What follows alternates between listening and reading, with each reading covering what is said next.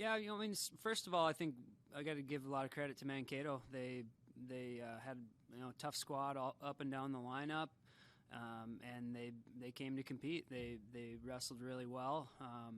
I think, it was for us starting out, we knew we needed to win some of those lightweights if we wanted to have a chance to win the duel. And so it was tough starting out with, a 1-point loss at 125, a 2-point loss at 133. And, at 133, that was Kelby Armstrong's first college match, wrestling an upperclassman. So I thought that was a really good performance. He stayed in the match and, gave himself a chance at the end. And then, I think from there, we just can't give up. We gave up 3 falls, I believe, and you're just not going to win in this league, doing that. So we got to do a much better job of winning that bonus point battle. We did get a fall at 184, but we've got to win that bonus point battle. I think we're going to end up in some dual meets where we split 5 and 5, and so the bonus points are going to be big for us. But some good performances. Nathan Baca won an overtime match. That was really good to see, and it was great, seeing Keegan Berry back on the mat, and he got a fall for us. That was a big piece of our lineup we were missing last year with an injury. And then, of course, probably our top wrestler, Jordan Will, at heavyweight, who missed the end of last season as well. It was great seeing those guys back in the lineup, and they both had some nice wins.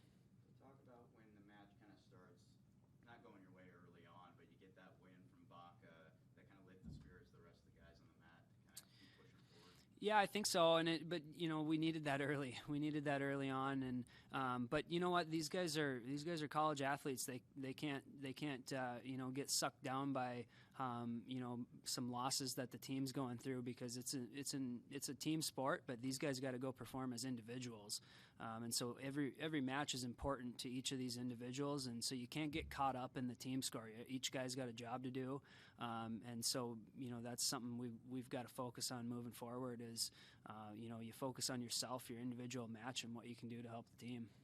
You mentioned a couple of young guys in your lineup, Kelby Armstrong, Noah Gallardo.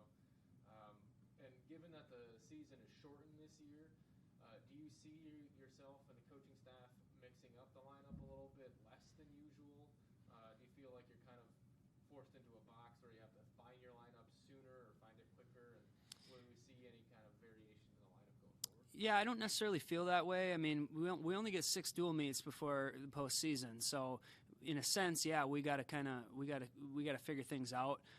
But we're going to give other guys opportunities, and a big part of that is how you're performing on the mat.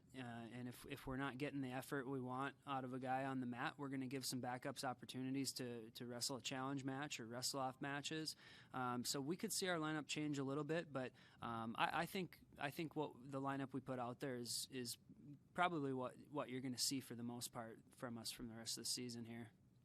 So now going forward, you have a top team in the country that you're facing next week. What will be the biggest keys in preparation for that this time? When you wrestle a team like St. Cloud, every match is an opportunity, and that's how we have to approach it. We certainly can't get caught up in the team score in a dual meet like that. Every single guy, we have 10 opportunities right there, and we're probably not going to be favored in. We might not be favored in any of those matches. So every one of those matches, we got nothing to lose and everything to gain. So each guy's got an opportunity to go out and kind of put themselves on the map, in terms of, in our conference. And so it's, that's how we got to look at it. One more question. It could feature a top 10 matchup between Jordan Will and Cameron Teacher. What are your thoughts on that big heavyweight possible bout? Well, I'm looking forward to it, and it's a good thing that he's ranked ahead of us, so it's a good thing that we get to see him in the regular season, because it's just an opportunity for Jordan to take a step up in the conference, and it's going to be big. It's going to be a big match for the seeding going into the region tournament, so I'm looking forward to that matchup.